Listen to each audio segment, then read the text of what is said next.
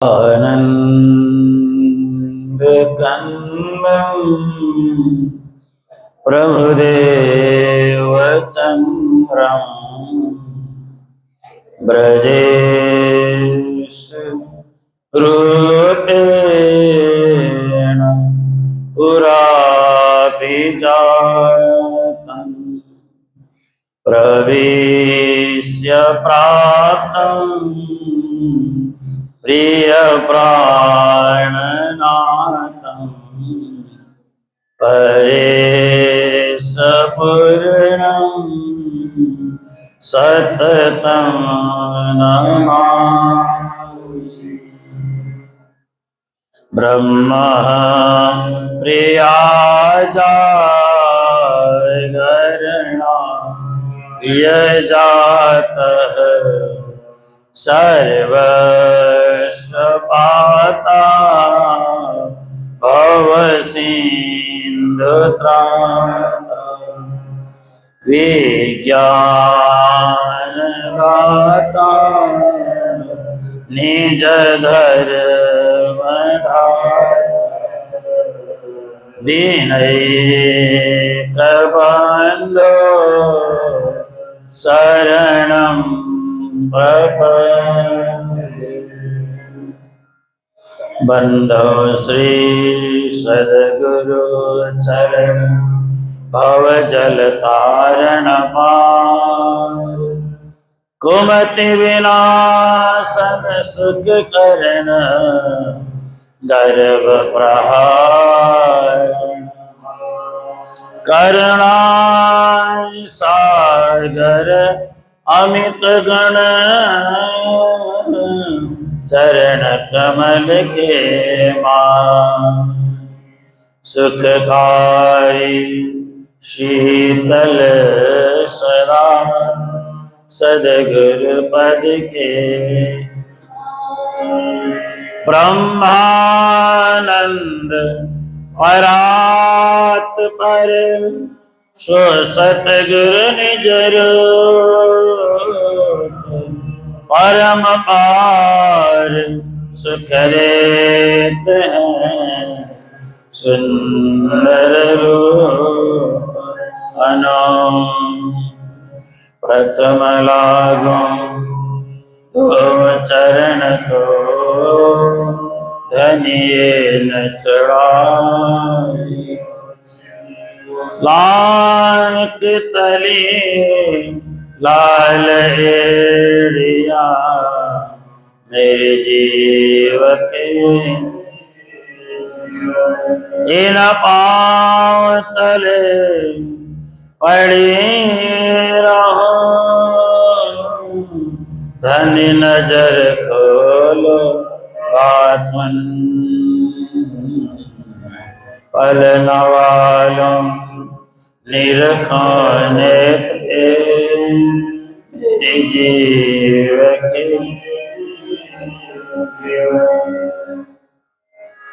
प्रथम लागो दो चरण को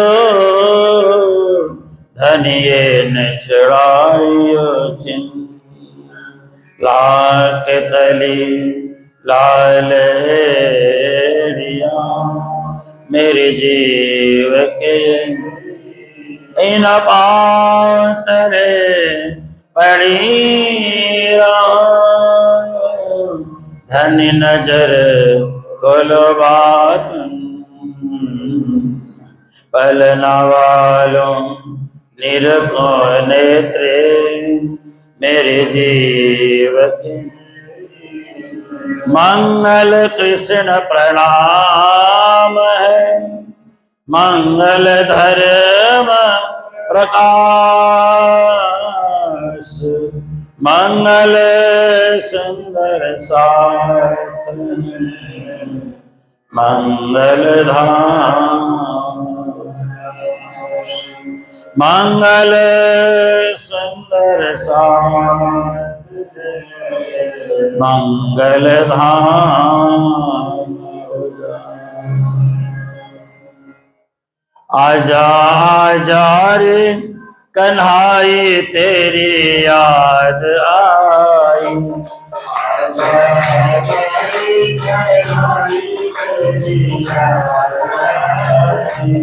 आजा आजा रे कन्हाई तेरी याद आई।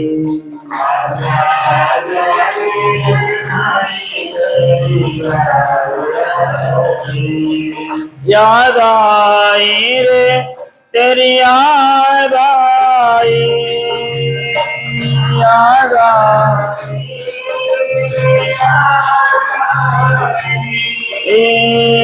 याद आई रे तेरी याद आई।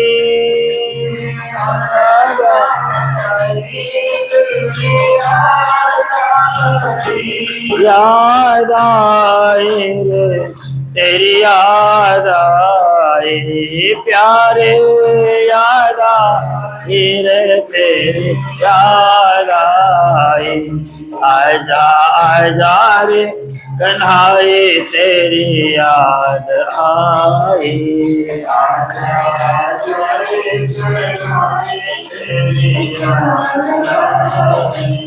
आजा आजा रे कन्हाई तेरी याद आई। आजा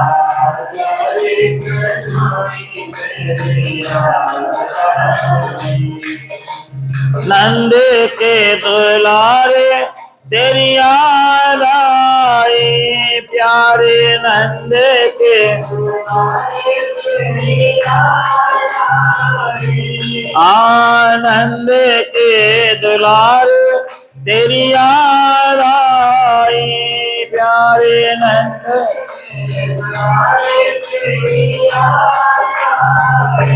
यशोमती के कन्हाई तेरी याद आई। ओ प्यारे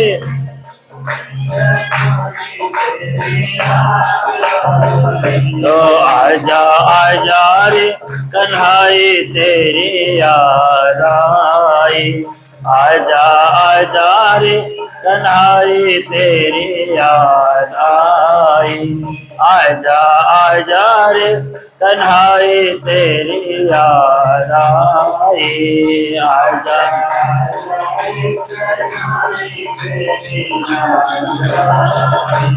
वसुदेव के दुलारे तेरी याद आई। वसुदेव के वसुदेव के दुलारे तेरी याद आई।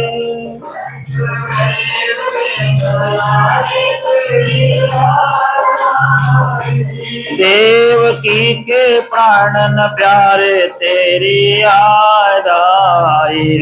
देवकी के प्राणन प्यारे तेरी याद आई। आजा आजा रे कन्हाई तेरी याद आई। आजा आजा रे कन्हाई तेरी याद आई। हो आजा आजा रे कन्हाई तेरी याद आई। हो आजा आजा रे कन्हाई तेरी याद।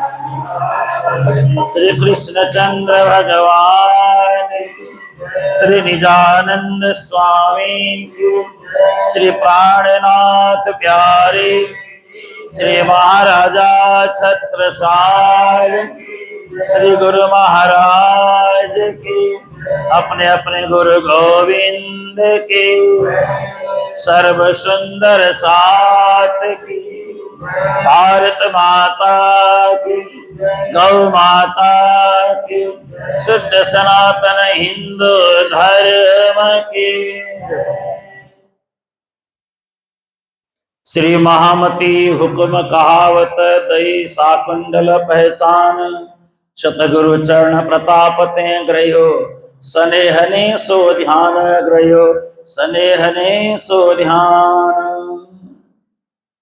सुनियो साथ सहु कहूँ सो बातें, दिल्ली में ज्यों भई विख्यातें, कारज कारण भेद है एही, क्यों बरनो मोह सुपन के देही। अद्भुत गति ये धनी की होई, सो कहवे समरथ नहीं कोई। पूर्ण ब्रह्म स्वयं सिद्ध राजे, सो आए ब्रह्म सृष्टि के काजे। अभिगत की गति कही न जाए, जग सम रूप धर्यो हित आई। लई परीक्षा सात की ताही, बोले आप धनी हंसवाही। तब श्री जी लाल दास से कही, मुल्ला पास जाओ तुम सही। भट्ट गोवर्धन को ले जाओ, देखो किन विद मुल्ला को दाओ। है कुरान में कैसी बात, को ठहरावत सर्प साक्षात। ए दो मिल गए महजद माही, सुनी बात मुल्ला के ताही। सुनियो सात कहूं सो बात। प्रणाम सुंदर साथ जी, प्रणाम प्रणाम पुजारी जी, प्रणाम। परम आदरणीय धर्म प्राण सुंदर साथ जी, माताएं बहनें, कितने दिन हो गए आज भी तक चर्चा का आनंद लेते हुए। देखिए समय गुजर रहा है हमारा, आज 25 तारीख हो गया। तारीख के हिसाब से आज 25 तारीख है। अब श्रावण पूर्ण होने को है, भादव लगने की तैयारी है। श्रावण का महीना श्रवण का महीना है और भादव का महीना कल्याण का महीना है। भादव का मतलब होता है भद्रम। भादव को कहते हैं भद्र, भाद्र। भद्र का महीना होता है जो अत्यंत भद्रशाली है। हमारे बंगाल में कहते हैं केमोन भद्र मानुष, कहते हैं ना, कैसे हो भले मानुष, इसका मतलब होता है कैसे हैं भले मानव। केमोन का मतलब कैसे हो, भद्र मानुष, है ना। सब चीज में वह ओकार लगता है। अगर प्रणामी मंदिर बोलना है तो वहां पे बोलना पड़ेगा प्रोणामी मंदिर। हर चीज में वह ओकार लगता है। तिलक दास बोलना होगा तो वहां के लोग बोलेंगे तिलोक दास। ओकार लगता है, हर चीज में ओकार लगता है। तो वहां की सबकी अपनी अपनी भाषा है। जैसे यहाँ पे अशोक बोलना हो तो अ होता ही नहीं है, शोक होता है।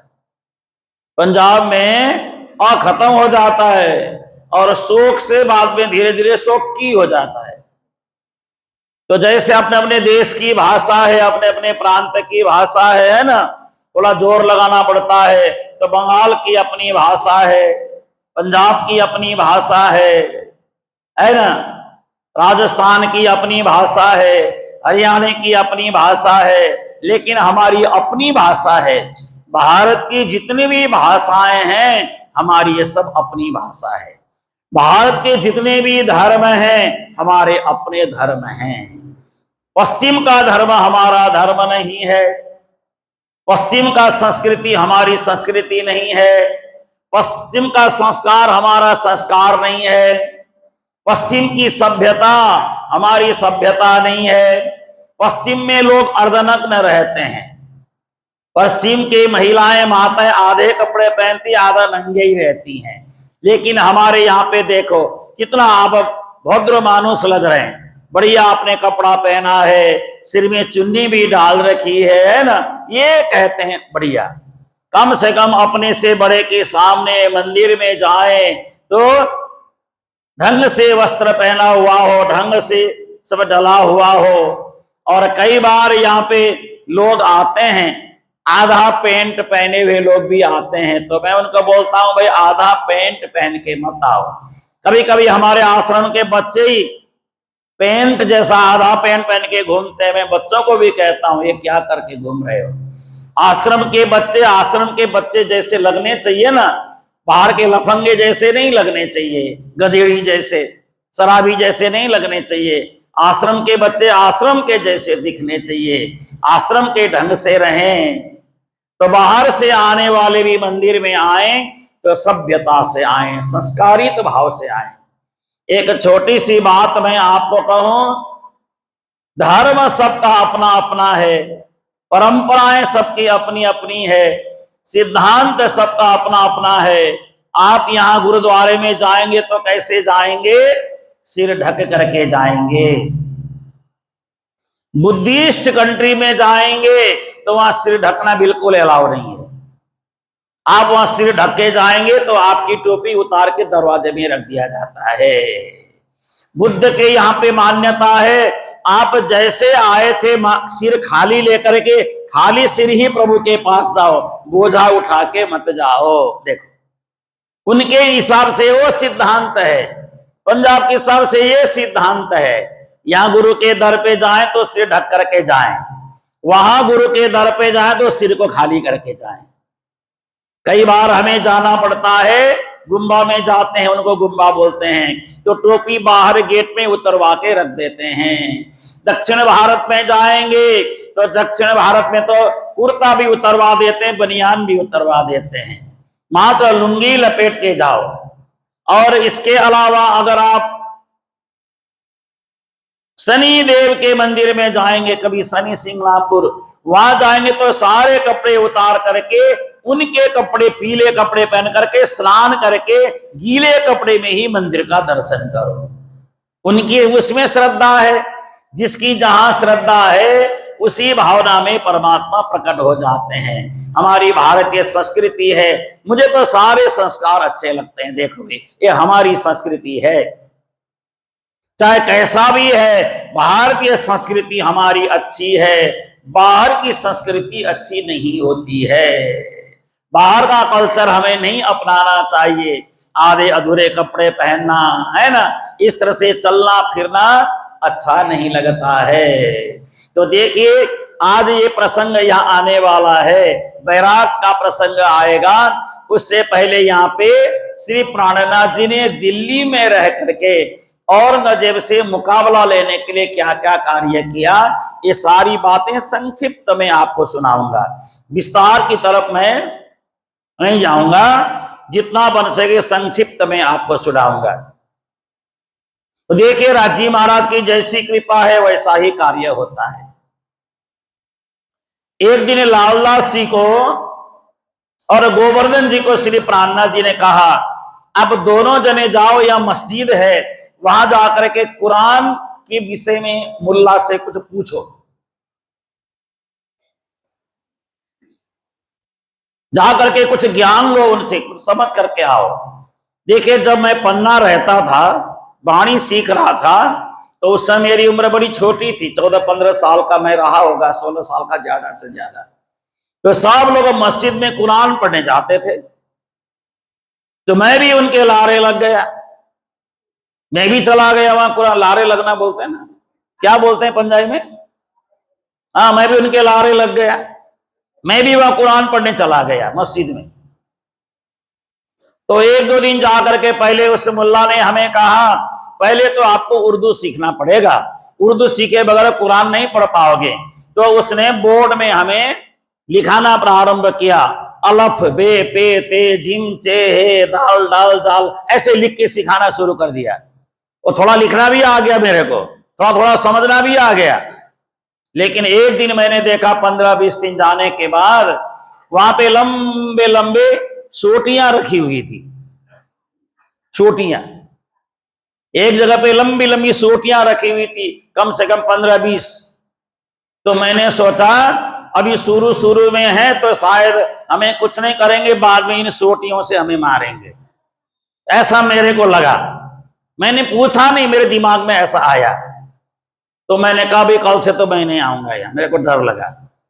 ये मुल्ला हमें, जिसकी मूछ नहीं है दाढ़ी है, हमें मारेगा, तो सोटी मारेगा जबरदस्ती, हमें यहाँ का कुछ खिलाएगा पिलाएगा मस्जिद का, फिर मैं तो मुसलमान बन जाऊंगा, फिर मैं तो बड़ा होने के बाद मूछ काटूंगा, दाढ़ी रखूंगा, ऐसा बन जाऊंगा। तो ये मेरे को 2-4 दिन के 15-20 दिन सीखा अपने दोस्तों के साथ, जो उस समय थे, मित्रों के साथ जाता था। उम्र छोटी थी, बड़े जिधर गए उधर हम भी गए। तो 15-20 दिन जाने के बाद थोड़ा 1-2 लाइन तो आ गया हरफ पढ़ना, है ना। उसके बाद वो डंडे के डर से मैंने गया, मैंने कहा मारेंगे पीटेंगे, बाद में लंबी लंबी सोटियां रखी हैं, वो भी छोटी नहीं है, सोटियां भी कम से कम 5-5, 6-6 फुट की, 8-8 फुट की है। तो मुझे डर लगा, तो मैंने जाना बंद कर दिया। जब हम मस्जिद में अंदर घुसते थे तो बोलते थे पहले वुजू करो, वुजू, मैंने कहा वो क्या होता है वजू? पहले हाथ धो लो, उंगली धो लो, पहले थोड़ा मुंह में पानी ऐसे ऐसे करो, फिर पैर का थोड़ा आगे का हिस्सा धो लो, फिर यहाँ पढ़ने बैठो। फिर हम पढ़ने बैठते थे, है ना, पन्ना में रहते समय की बात कर रहा हूं मैं। तो इस तरह से 15-20 दिन उर्दू सीखने की कोशिश की, और उर्दू बढ़िया से आ जाए फिर वो कुरान पढ़ाना शुरू कर देते हैं। तो मैं तो गया नहीं। बाद में 1-1.5 महीने बाद एक जो और लड़का था, उसने आकर के हमें बताया वो सोटी नहीं थी, वो क्या थी, वो उनका दतवन था। तो इतने लंबे 8 फुट के दतवन। तो हिंदू लोग दतवन का टुकड़ा लेकर के दतवन करके फेंकते हैं, और मुसलमान लोग एक दतवन को 6 महीना चलाते हैं। इसलिए हिंदू जो कर रहे हैं उसका उल्टा करना है। और तवा उल्टी करके रोटी बनाते हैं, हम सीधी तवा में बनाते हैं ना ऐसे करके, वो लोग तवा को ऐसे करके रोटी बनाते हैं। तो मैं थोड़ा थोड़ा मुस्लिम विरोधी हो गया, तभी से शुरू हो गया मेरे में ये विरोध करना शुरू कर दिया मैंने। तो कई चीजें मेरे को सेटिंग नहीं बैठती थी, बातें जमती नहीं थी। तो मुझे कहा ये सब उल्टी रीत है इनकी, और हम लोग ऐसा करते हैं, वो लोग ऐसा करते हैं। फिर एक दिन मैंने अपने दोस्तों को कहा वो कहां से खाते हैं? हम लोग तो मुंह से खाते हैं, वो लोग कहां से खाते हैं? क्योंकि परमात्मा ने खाने के लिए मुंह दिया है, वो कहां से खाते हैं? बोलना अब खाते तो मुंह से ही है, तो उनको भी और ही किसी जगह से खाना चाहिए। क्योंकि सब कुछ उल्टा करें हिंदुओं का, तो भोजन तो मुंह से नहीं करना चाहिए, या तो कान से ठूसो रोटी, या तो आंख से डालो, या तो नाक से घुसेड़ो, है ना, कुछ उल्टा तो करना ही चाहिए ना उनको। तो फिर धीरे धीरे मेरी बात जमी नहीं, तो मैंने जाना छोड़ दिया। तो उस समय 1-2 लाइनें जो सीखी थी उर्दू की, बस वही अब भी याद है, थोड़ा थोड़ा याद है। तो ऐसे ही मेरे जैसे ही ये दोनों हैं। एक तो लालदास जी महाराज हैं, प्राणनाथ जी जो कहें सारी बात मानते हैं, और यहाँ पे जो गोवर्धन जी है वो मेरे जैसे थोड़े विरोधी निकले। दोनों जने कुरान पढ़ने चले गए, मुल्ला के पास जाकर कुरान पढ़ने के लिए बैठे। जैसे ही वहां जाकर के कुरान पढ़ना शुरू किया, तो पहले दिन ही दोनों की लड़ाई हो गई। गोवर्धन जी कहते मैं तो कल से नहीं आऊंगा, लालदास जी कहते मैं तो आऊंगा, गुरु महाराज की आज्ञा है माननी तो पड़ेगी, मतलब गुरु महाराज की आज्ञा क्यों ना हो, लेकिन मैं तो नहीं पढ़ता कुरान। तो दोनों की वहां पे खटपट खटपट। गोवर्धन जी कहते चलो हो गया, बैठने का मन नहीं है मेरे को, तो चलो। तो खटपट खटपट करते करते इधर आ गए। लालदास ने थोड़ी थोड़ी कुरान की बातें समझ ली, क्योंकि पहले से जानकार थे कुरान के विषय में, उर्दू अरबी फारसी के ज्ञाता थे। लेकिन गोवर्धन जी को तो इनसे कोई रुचि शुरू से नहीं थी, पढ़े भी नहीं थे। तो दोनों आ गए, तो दोनों का मतभेद हो गया। तो लालदास जी तो धीरे धीरे आराम से आए, गोवर्धन जी पहले ही जाकर के प्राणनाथ जी के पास गए, प्रणाम किया और बैठ गए। बैठ करके बोलने लगे गुरु महाराज कल से मैं नहीं जाऊंगा, कल से मैं कुरान पढ़ने नहीं जाऊंगा, मेरा वहां मन नहीं लगता है। वहां जाते ही लालदास जी के साथ मेरा खटपट शुरू हो जाता है। यहाँ आते ही बड़ा प्रेम होता है, फिर आपके सामने बैठते हैं तो महसूस ही नहीं होता कुछ भी, वहां जाते हैं तो लड़ाई झगड़े शुरू हो जाते हैं हमारे। गोवर्धन भट्ट डरे ताही, पोरा मुसलमान को आही, जालिम औरंगजेब सुल्तान, सुन बात न करे मुसलमान। अब ये जालिम बैठा है यहाँ पे। जालिम जानते हैं जालिम किसको बोलते हैं? पुराने जमाने में एक दवाई आता था जालिम लोशन, अब भी आता है क्या?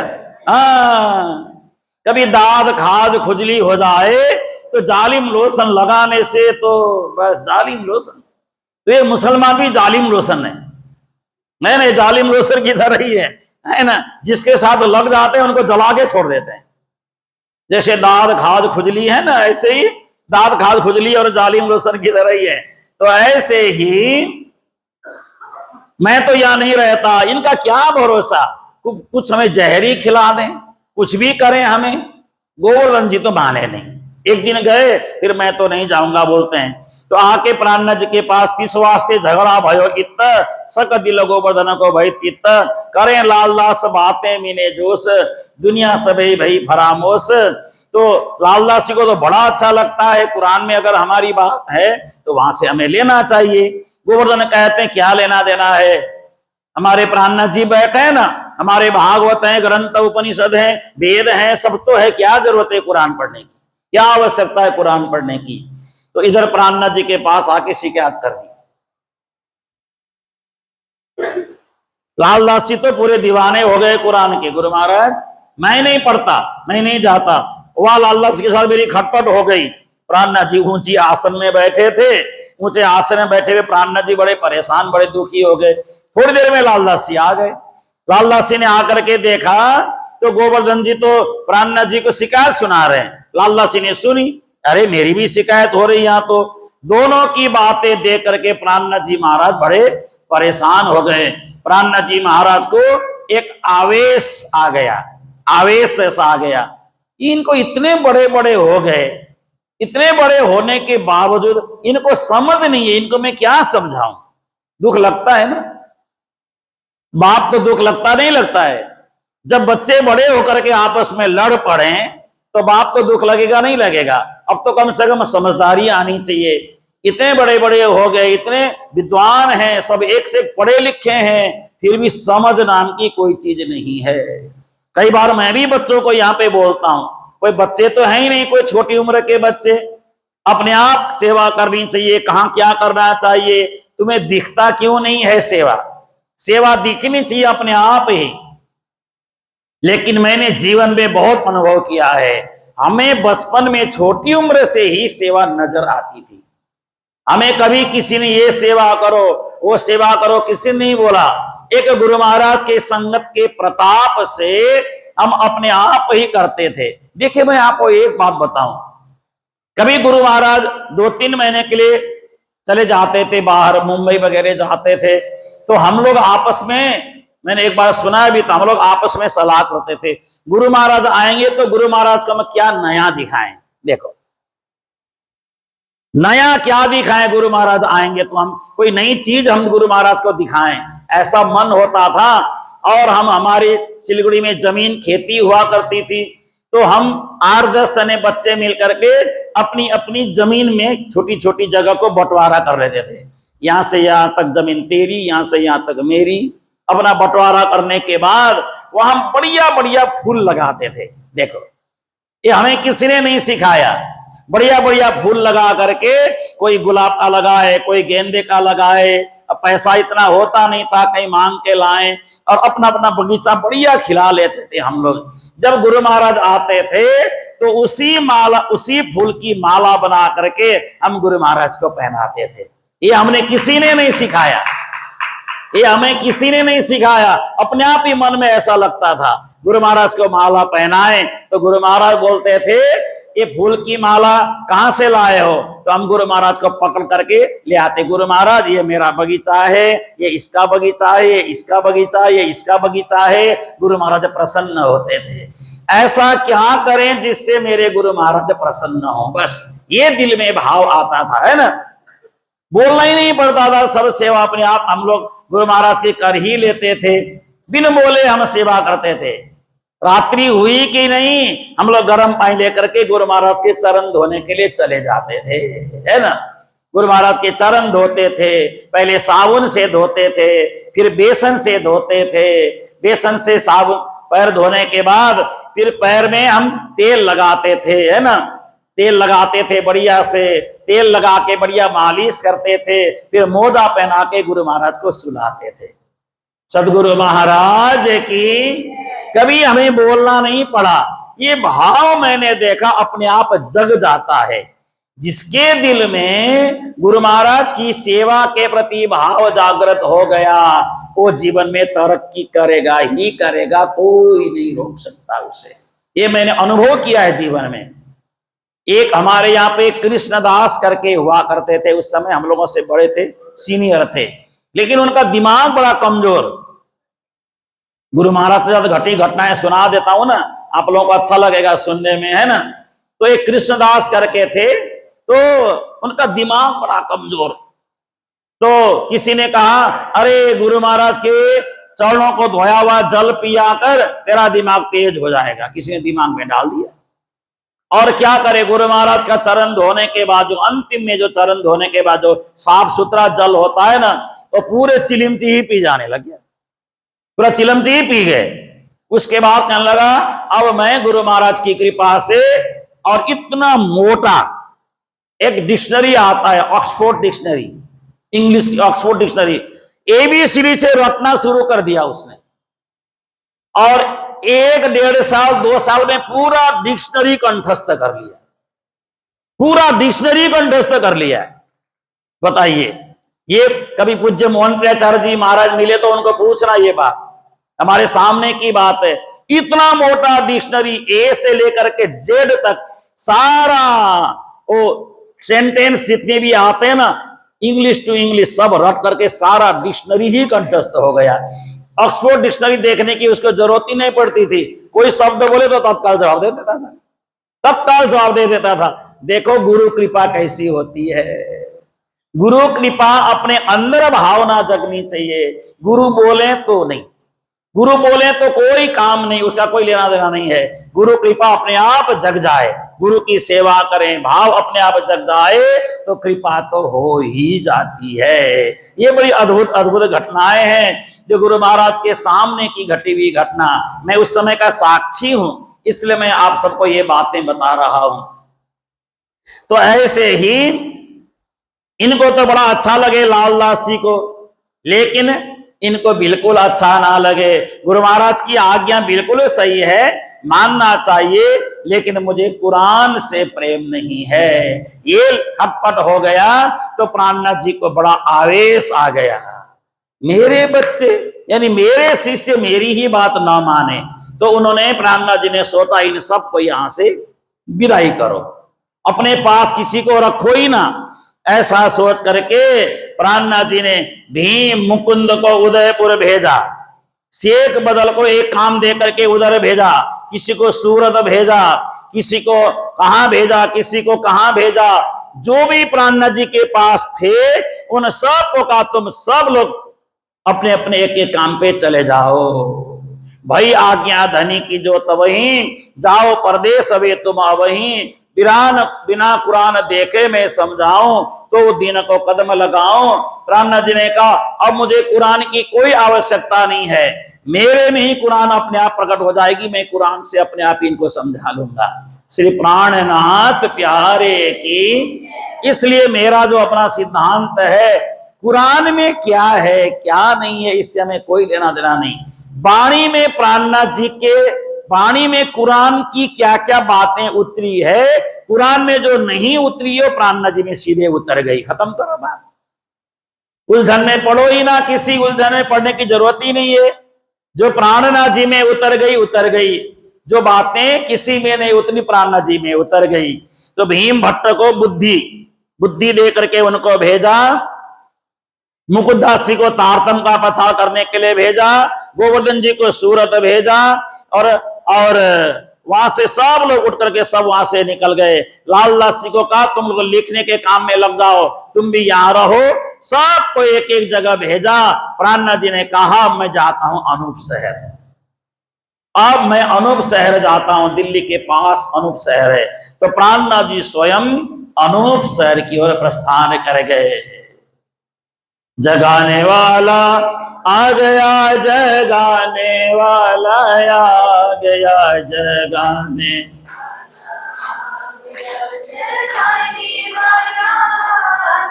ओ जागो जागो सैया, जगाने वाला आ गया, जागो जागो सैया,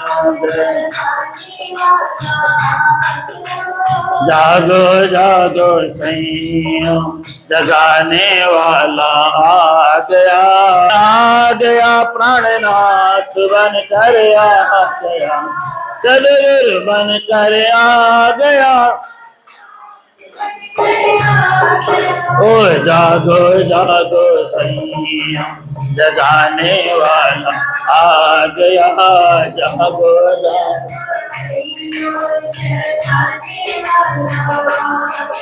अरे जागो जागो सैया, जगाने वाला आ गया, जागो जागो।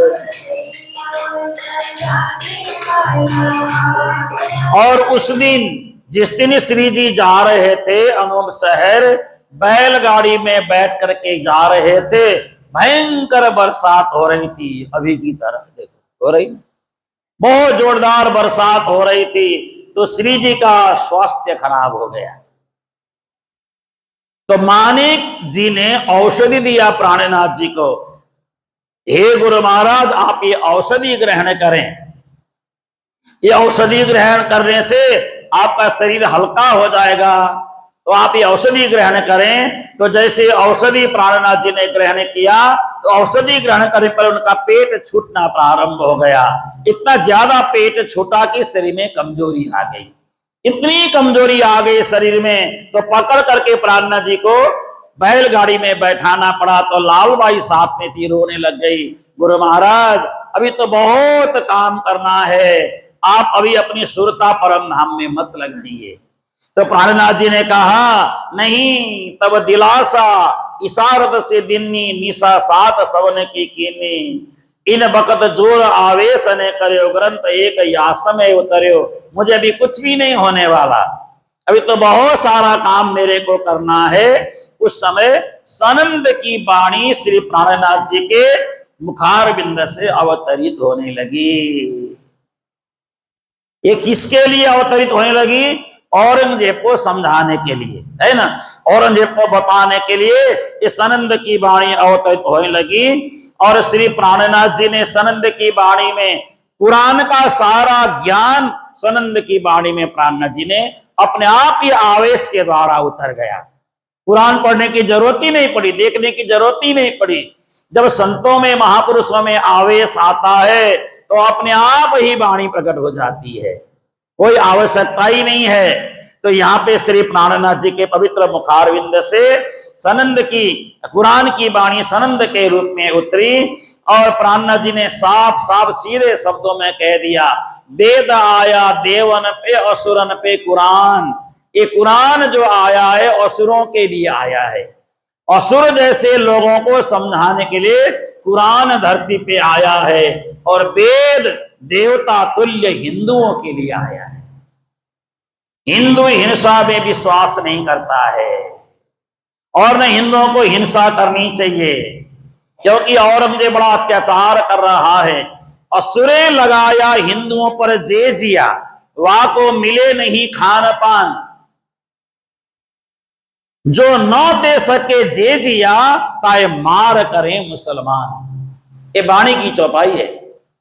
प्राणनाथ जी कहते हैं असुरों ने यानी मुगलों ने हिंदुओं पर इतना अत्याचार कर दिया, अगर माथे में चंदन लगाते हैं तो उसका टैक्स भरना पड़ता था, जनेऊ पहनते हैं तो टैक्स भरना पड़ता था, जनेऊ पहनने का भी टैक्स, चंदन लगाने का भी टैक्स। हिंदू हो चंदन लगाते हो टैक्स भरो, चंदन लगाओ। देखो अब आज चंदन लगाना टैक्स फ्री है, इसलिए कोई लगाते ही नहीं है। किसी के माथे में चंदन ही नहीं दिखता है।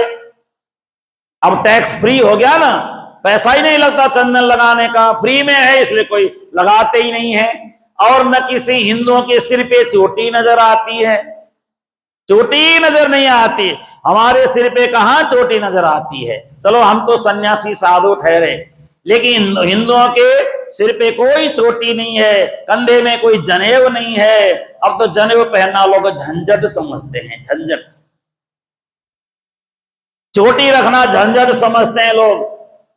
और हम चोटी रखना झंझट समझते हैं, जितनी मर्जी गर्मी हो वो टोपी पहनना झंझट नहीं समझते हैं।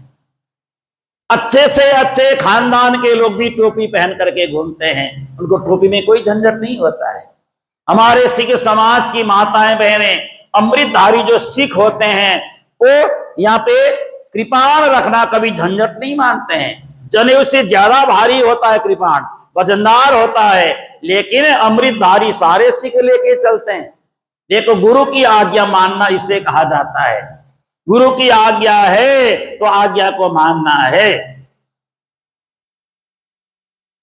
हम तो हिंदू होकर के हिंदू का सिद्धांत ही नहीं अपना रहे हैं, न कोई चोटी है, न कोई कंधे में जनेऊ है, और हम कहते हैं अपने आप को हिंदू। हम तो मुसलमान से भी गए गुजरे हो गए, हमारा तो सारा अस्तित्व ही समाप्त हो जाएगा ऐसे करेंगे तो यहाँ पे बड़े बड़े उत्सव करना औरंगजेब ने रोक दिया। परमात्मा की मूर्ति को, भगवान की मूर्ति को तोड़ करके हाथी से कुचलवा करके रोड में बिछा दिया और उसके ऊपर हिंदुओं को चलाना प्रारंभ किया। तुम्हारे भगवान की मूर्ति के ऊपर हमने तोड़ के मार्ग में बिछा दिया, इसमें चलो। और इतना ही नहीं, ब्राह्मणों को तो औरंगजेब पकड़ करके उनके हाथ से गौ का गर्दन कटवाया करता था। ब्राह्मणों से कितना बड़ा भारी अत्याचार औरंगजेब करता था, देखिए। इसलिए मैं औरंगजेब को कभी भी साकुमार भाई मैं तो नहीं मानता। मानने वाले मानते हैं लेकिन मैं नहीं मानता हूं, मेरा सिद्धांत नहीं मान रहा है, मेरा विचार नहीं बन रहा है। साकुमार भाई अगर होता तो इतना ज्यादा अत्याचार इंसान कैसे करता है तो मनुष्य ही ना वो भी। इतना ज्यादा कुछ तो अंदर से दिल पिघलता है ना, कुछ तो दया भी आती है ना अंदर। आपने देखा ना, एक पिक्चर आया था, क्या है पिक्चर का नाम, शिवाजी महाराज के बेटे का पिक्चर आया था ना एक। मैं तो देखने गया था, स्पेशल देखने गया था। क्या है उस पिक्चर का नाम? संभाजी महाराज के ऊपर एक पिक्चर आया था ना, बहुत अच्छा पिक्चर था, आप लोगों ने देखा भी होगा। छावा, नाम याद नहीं किसी को तो बता दो छावा। तो देखो उसमें शिवाजी महाराज के बेटे को कैसे मारा जाता है, औरंगजेब खड़ा होकर मरवाता है।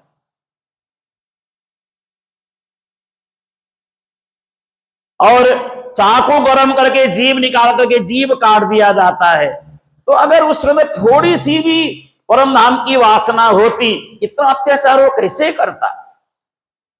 दोनों आंखें इतने लोहे गरम करके आंखों को बाहर निकाल दिया जाता है, तड़पा तड़पा करके मारा जाता है, दोनों हाथ को मान करके कितना तड़पा तड़पा करके मारा जाता है। लेकिन शिवाजी महाराज के पुत्र ने फिर भी कभी यह नहीं कहा कि मैं मुसलमान बन जाऊंगा।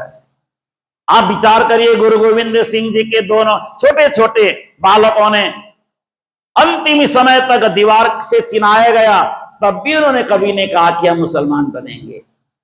आज 10 गुरु का कोई वंश ही नहीं है, सारा वंश उनका राष्ट्र सेवा में, देश सेवा में समर्पित हो गया। ये राष्ट्र सेवा की बात होती, देश सेवा की बात होती है। समाज के लिए, राष्ट्र के लिए, देश के लिए, या यूं कहा जाए अपने धर्म के लिए लोग कितनी बड़ी अपनी बलिदानी देते हैं। बलिदानी कितनी बड़ी बलिदानी है, उससे ऊपर कोई बलिदान होता ही नहीं है। अपने आप को ही सर्वस्व दे देना, अपने शरीर को ही समाप्त कर देना। तो ऐसे ऐसे लोगों ने धर्म को बचाया, सनातन धर्म की रक्षा की है। तो यहां पे अब सोचने लग गए, अब क्या करें, कैसे करें। प्राणनाथ जी चले गए कहां? अनूप शहर। अब इधर जो सुंदर साध एकत्रित हुए हैं वो सुंदर साध आपस में बातचीत करते हैं। और इधर नौतनपुर से श्री बिहारी जी महाराज ने 3-4 लोगों को भेजा, जाओ देख के आओ मिहिराज ठाकुर क्या कर रहे हैं, जाओ देख के आओ। नौतनपुरी, या समय नौतनपुरी से आए प्रेमदास, नागजी और संग जी, ये 3 जने दिल्ली पहुंचे। प्राणनाथ जी से मिलने आए, जाके प्राणनाथ जी को देखा। प्राणनाथ जी तो बड़े जोश में कुरान के रहस्यों को खोल खोल करके मुगलों को, मुसलमानों को समझा रहे हैं। कुछ बिना मूछ वाले लोग वहां बैठे हैं, उनको भी समझा रहे हैं, हिंदुओं को भी शास्त्रों से समझा रहे हैं। 3 जने आए थे, प्रेमदास जी, नाग जी और संग जी। तीनों ने देखा प्राणनाथ जी को, इतना ज्ञान बांटते हुए देखा, बड़े अचंभित हो गए। चर्चा सत्संग पूरा होने के बाद अपना सिर रख करके श्री जी को प्रणाम किया और कहने लगे, अभी तक तो हम सोचते थे बिहारी जी के अंदर ही श्री देवचंद्र जी विराजमान है। यहां आने पर पता चला देवचंद्र जी महाराज तो आपके अंदर बैठे हुए हैं। श्री सदगुरु महाराज की देखियो बड़ो श्री राज को जोश, उज्जत नस्ल भई फरामोश, तब इन अपनी जुबान से ताही, बात ईमान की कई सब आई। नस्ली और नजरी, उर्दू में कहते हैं नस्ली जो नस्ल की परंपरा चलती है, नजरी जो ज्ञान के द्वारा जगता है। हम लोग बोलते हैं ना नाद पुत्र बिंदु पुत्र, उसको उर्दू में कहते हैं नस्ली और नजरी।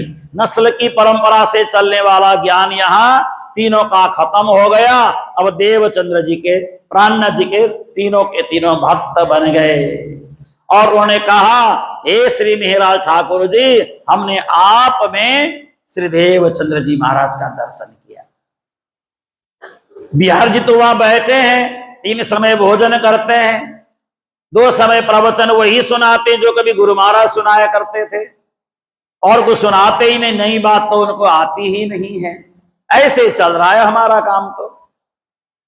लेकिन आप तो इतने गहरे गहरे ग्रंथों का रहस्य खोल रहे हैं, कभी उपनिषद की बात, कभी वेद की बात, कभी पुराणों की बातें, कभी कुरान की बातें, रहस्य खोल रहे हैं। आपके अंदर ही साक्षात सदगुरु देवचंद्र जी महाराज विराजमान हैं। उन तीनों ने एक पत्र लिखा, पत्र लिख करके उस पत्र की अनेक कॉपी बना करके पूरे भारत में जहां जहां सुंदर साते सबके पास भेजा। खबरदार, बिहारी जी महाराज में देवचंद्र जी नहीं हैं, श्री मिहिराज ठाकुर में देवचंद्र जी विराजमान हैं। अब आप सब लोग मिहिराज ठाकुर को मानो, इनका सम्मान करो। अब तक हम भूल में पड़े हुए थे, अब हमें पहचान हो गई। इस तरह से पत्र लिख करके भेजा, सबके पास पत्र पहुंच गया। पत्र नौतनपुरी भी पहुंच गया। बिहारी जी ने भी पत्र को देखा, अरे मेरे ही चेले मेरे विरोध में पत्र लिख करके सब जगह भेज दिया। इतना सब कुछ करने के बाद अब ये लोग पहुंच गए, तीनों भाई नौतनपुरी। नौतनपुरी जाकर के बाद जाकर के देखा और बिहारी जी को कहा, हे गुरु बिहारी जी महाराज, देवचंद्र जी महाराज तो दिल्ली में हैं, श्री मेहराज ठाकुर के अंदर बैठ करके काम कर रहे हैं समाज का, और आप यहाँ पे बैठे टांग पर टांग चढ़ा करके बैठे हो, 3 समय रोटी खाते हो, कुछ करना धरना है ही नहीं, अपने आप को सदगुरु कहलाते हो, बताओ। बड़े दुखी हो गए। उसी समय बिहारी जी महाराज इतने नाराज हो गए, इतने नाराज हो गए, वहां से उठ करके जहां पे आज सदगुरु देवचंद्र जी महाराज की समाधि बनी हुई है, वहां जाकर के छुप करके 3 दिन वहां जाके बैठ गए। मैं नहीं आता तुम्हारे पास, न मैं पानी पीऊंगा, न मैं भोजन ग्रहण करूंगा। बैठे बिहार जी एक ठौर जाई, 3 उपवास किने 3 ठाई, पीछे क्यों ये फिराए न फिरे, बहुविध सब मिल विनती करे। मैं नहीं आता, तुम लोगों ने मेरे विरुद्ध में काम किया है। माने न बात बैठे एक ठौर, बात न सुने कोई की और, यूं 3 दिन सब है हैरान, सुने न बात को की कान। अब क्या करें, गद्दी खाली हो गई। बिहार जी महाराज तो चले गए, ना भोजन करते ना पानी पीते हैं। सब ने जाकर के प्रणाम किया, कहा, हे बिहारी जी महाराज, हमसे गलती हो गई। क्या गलती हो गई तुम लोगों से पता है? मेरे अंदर देवचंद्र जी महाराज विराजमान हैं और तुम लोगों ने ऐसा ऐसा किया। नहीं नहीं, हम यहां आने के बाद पता चला देवचंद्र जी तो आप ही में, आप ही में देवचंद्र जी विराजमान हैं। चलिए, तो जो पत्र लिख करके जो भेजा सब जगह, उसका क्या होगा? अगला एक पत्र और लिख करके भेज देंगे, हमसे गलती हो गई।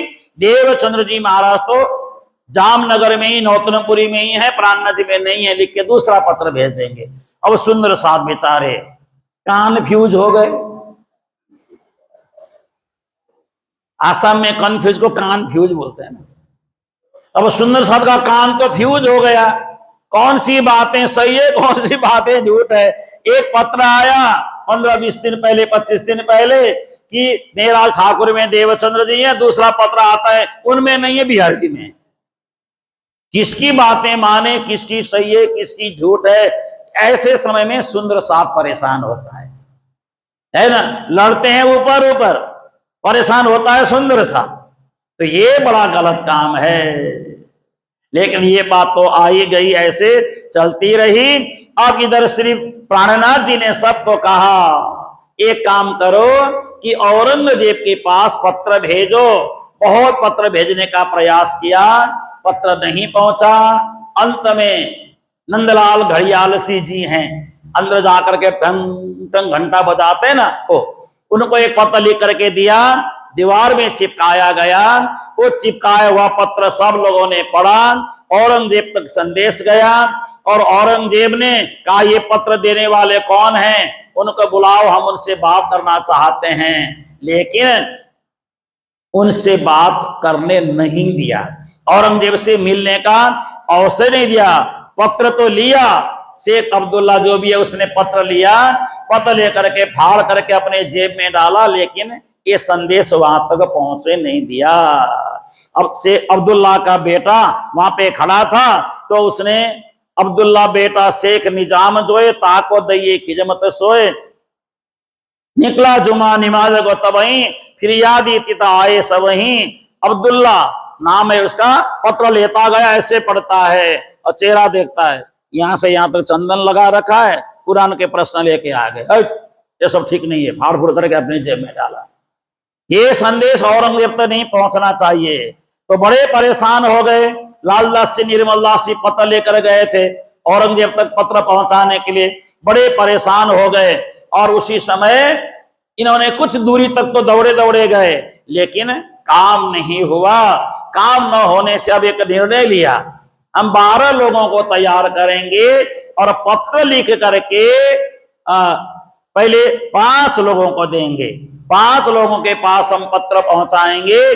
इन 5 लोगों ने अगर पत्र का जवाब दिया तो ठीक है, नहीं तो हम 12 जने मिल करके अंदर ही जाकर के औरंगजेब से मुकाबला करेंगे।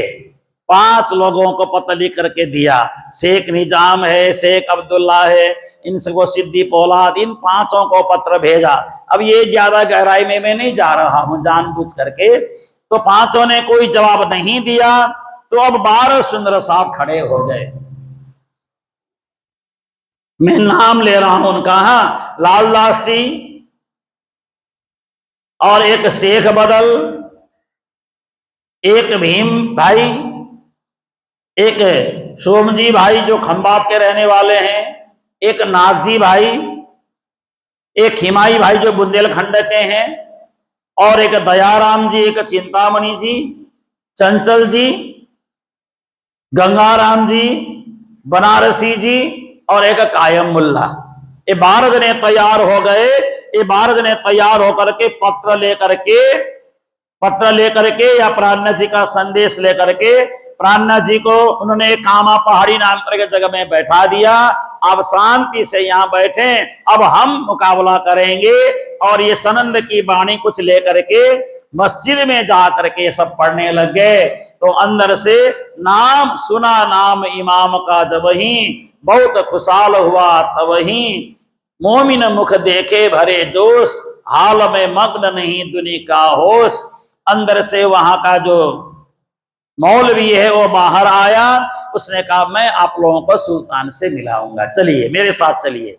और उनके पास लेके गया और सुल्तान से मिलाया। 12 जने नीचे चबूतरे में खड़े हो गए, सुल्तान ऊपर खड़ा होकर के पूछने लगा, हाँ भाई क्या चाहिए तुम लोगों को। उस समय लालदास जी ने ऊंची आवाज में कहा, हमें कुछ नहीं चाहिए, हम धर्म के आशिक हैं, हम धर्म के आशिक हैं। आप जो हिंदू पर अत्याचार करते हो ये करना आप बंद करो, हिंदुओं के हाथों से गौ हत्या कराते हो, और जेजिया नाम करके आपने जो टैक्स लगाया है ये सब आप बंद करो, और आप हमारे पास बैठो, कुरान की बातें आप हमसे पूछो, हमारे साथ आप सवाल जवाब करो। और तुम लोग कौन हो, कहां से आए हो? उन्होंने कहा कि हमें कामा पहाड़ी से एक फकीर ने भेजा है। क्या नाम है फकीर का? वो फकीर सामान्य फकीर नहीं, वो साक्षात इमाम मेहदी हैं, जिनकी आने की प्रतीक्षा तुम कर रहे हो वही हैं, ऐसा बोल दिया। तो उनको पकड़वा करके सीधी पौलाद के पास भेज दिया, जो वहां का थानेदार था, थानेदार समझ लीजिए, उनके पास भेज दिया। और वहां जाकर के 12 वहां रहे। और उस समय प्राणनाथ जी ने उनको पत्र लिख करके भेजा, तुम लोग परेशान बिल्कुल नहीं होना, बिल्कुल परेशान नहीं होना। तो लाला सिंह ने समाचार भिजवाया, हमने 5 औरंगजेब के मुखिया के पास पत्र लिख करके भेजा था, जिसका हमें कोई जवाब नहीं आया। हमने दीवार में पत्र चिपकाया, उसका भी कोई जवाब नहीं आया। और अंत में हमें आपके पास आना पड़ा। ये समाचार औरंगजेब को दे देना। और शेख निजाम रजवी खान और शेख इस्लाम सिद्दी पौलाद और आकिल खान, इनके पास हमने पत्र लिख करके भेजा था, किसी ने हमारे पत्र का जवाब नहीं दिया, इसलिए हमें आपके पास आना पड़ा। और आप अब हमें यहां रहने दो, या हमें जैसे आप चाहो ऐसा आप करो, हमें कोई भय नहीं है। क्योंकि प्राणनाथ जी ने उनको पत्र के द्वारा समझाया था, अब तो तुम 12 हो, तुम्हें मिले 12,000। अभी तो तुम 12 जने हो, तुम्हें 12,000 मिलने वाले हैं। अगर हमें मार डालें तो मरने का नहीं डर, औरंगजेब हमें मारता भी है तो मरने का भय हमें नहीं करना चाहिए। उससे कुछ समय पहले वहां पे शीशगंज जहां आज बना है, वहां पे गुरु तेग बहादुर जी महाराज को उन्होंने शहीद कर दिया था। उसके कुछ समय बाद की यह घटना है। तो लोगों में बहुत रोष था, हिंदुओं में हल्ला था कि ऐसे ऐसे लोग, हिंदू लोग अंदर जा रहे हैं। और प्राणनाथ जी ने पत्र में समझा करके भेजा, तुम्हारे जमात में 12 जने में से 2 तो मुसलमान हैं, 10 हिंदू हैं। अगर अंदर जाकर के मुस्लिमों का जैसा कपड़ा भी पहनना पड़े तो संकोच नहीं करना, जैसे आज आप लोगों ने पहन रखा है। संकोच नहीं किया ना आप लोगों ने। ये जो आपने पहन रखा है सब मुस्लिमों का कपड़ा है। ये जो पहनते हैं ना कुर्ता, ये क्या है, जो भी है आप पहनते हैं, ये मुस्लिमों का कपड़ा, हिंदुओं का नहीं है। ये पहनावा जो आप लोग पहनते हैं, ये पहनावा मुस्लिमों का है। मुस्लिमों के माध्यम से सिख समाज में आया। सिर में रुमाल डालना, ये कपड़ा पहना, ऐसा मुस्लिम समाज से सिख समाज में आया, उसके बाद हिंदू समाज में आया। लेकिन हमारा असली पहनावा क्या है? जैसे नारी सुंदरी लगती है साड़ी से, इसी भांत नर की शोभा होती है दाढ़ी से। हम हिंदू लोग दाढ़ी मूछें रखते थे, माताएं बहनें साड़ी पहनती थी। अब कोई साड़ी पहनने वाली नजर ही नहीं आती है यहाँ पे, क्योंकि साड़ी को कौन कौन इधर घुमाए, फिर उधर घुमाए, फिर उधर घुमाए, फिर इधर बांधे, फिर इधर सिर में डाले, कौन करे सब। फटाफट क्या बोलते हैं ये जो पहनते हैं, इसको क्या बोलते हो आप लोग? हाँ, सलवार सूट डालो चल पड़ो, है ना। बस ये मुस्लिम का पहनावा है, असली हिंदू का नहीं है। आपको ये पहनते हुए शर्म तो नहीं आती ना? बस खत्म हो गई बात। हाँ जी, नहीं वो तो दिख रहा है, मेरे को दिख रहा है। तो आप लोगों को कोई शर्म नहीं ना आती है पहनते समय? तो शर्म नहीं आती, इनको भी उन्होंने कहा कि आप लोग शर्म नहीं करना, हिंदू के वेश में शर्म नहीं करना। अगर मुसलमान का वेश भी पहनना पड़े तो संकोच किए बगैर पहन लेना, जैसे आपने संकोच किए बगैर पहन लिया है। एक दिन आप सब लोग साड़ी पहन के आओ कल,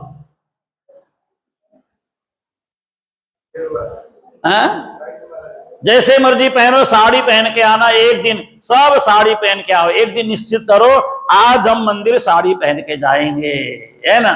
साड़ी पहन के आना, देखते हैं साड़ी में हमारी माताएं कितनी भली लगती हैं, कितनी प्यारी लगती हैं, है ना। तो मेरा कहने का मतलब है ये हमारा पहनावा तो नहीं है। और ये जो पेंट पहनते हैं, कोटम च बूटम पतलून कम च चंचल मुखे शीघ्र मद्वितीयम, घड़ी छड़ी ऐनक सब, घड़ी छड़ी ऐनक सभ्यतायाम सप्तैव चिन्हानि भवंती लोके। देखिए मैंने ये तो कहीं शास्त्रों की बात बोल रहा हूं, ऐसे नहीं बोल रहा हूं। कोटम च बूटम, अब बूट को क्या बोले तो सठी में बूटम बोल दिया, कोट को कोटम बोल दिया, बिंदी लगा दी तो कोटम हो गया, बूट को बूटम कर दिया।